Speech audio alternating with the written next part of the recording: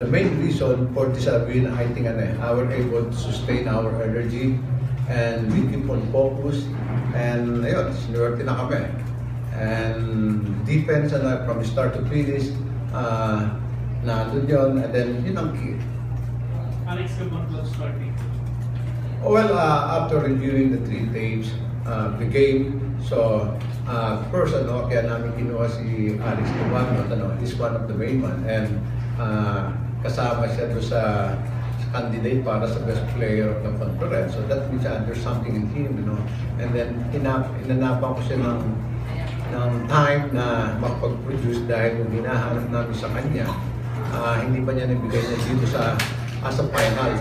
And alam namin na meron siya. And it happens na dito sa fourth quarter talaga nag-deliver siya. And not only him, dahil pati yung bench.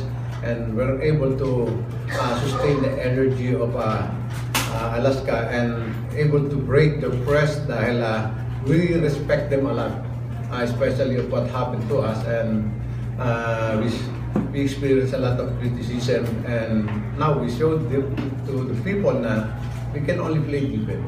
We also can play defense.